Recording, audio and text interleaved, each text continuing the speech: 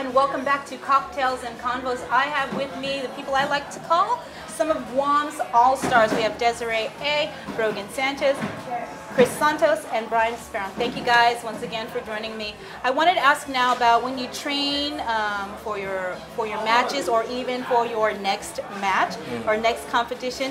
How do you prepare mentally, or is that even a factor?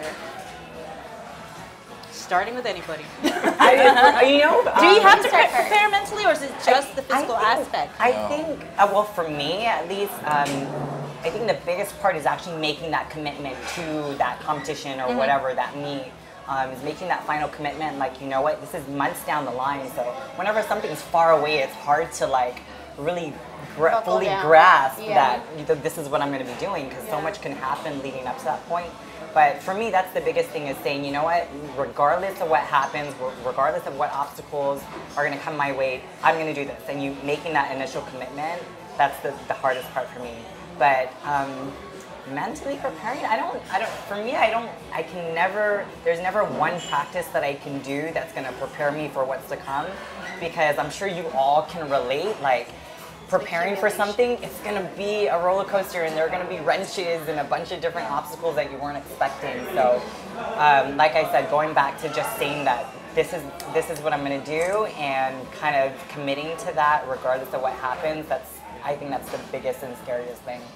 Do you have to prepare mentally for your fights? Or yeah. Okay, I was going to say, I would think, there might be a little... Yeah, and especially lately, making the move from just competing here at PXC. I mean, even when I made the jump from amateur to professional, was a big difference in my mental game, preparing for being in front of a crowd that big. And then going from PXC now to Invicta, where it's on HD, on USC bypass, like it's out there for the whole world to see. I knew that I was going to have to step up the bar, so I've been training and practicing I've been training meditation for a little over 2 years now, and I have to attribute a lot of my success in preparing mentally to my practice. It's helped me, like Desiree was saying, like make a commitment and just kind of keep it on my mind constantly. It's real easy, like she was saying, when you have a goal that's long term and it's down the road, it's real easy to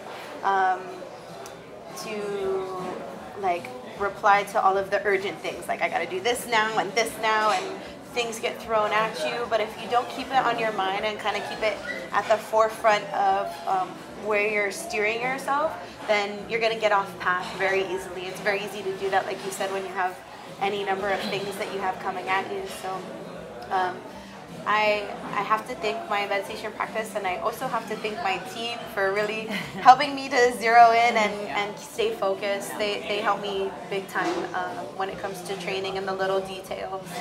Yeah, no one's off limits of telling me what I need to work on. So it doesn't matter if you're a black belt or if you're a white belt. If you see something that you think would improve me, I'm totally open to everyone helping me, and that team effort is what I attribute a lot of that mental preparedness for.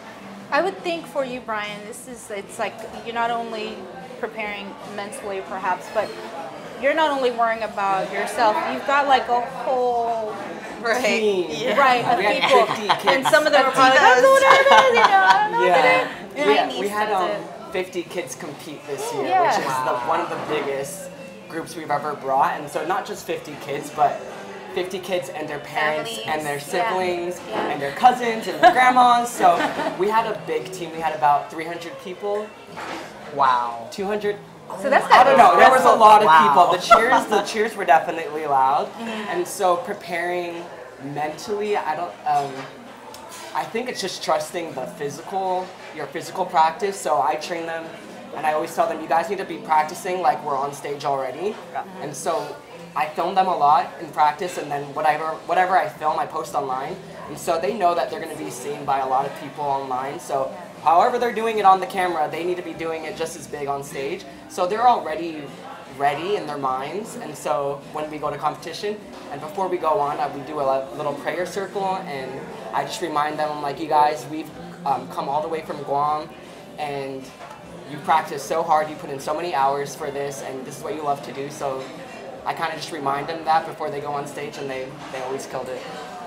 Well, we've got to take another break. Stay tuned. Cocktails and Convos continues in a moment.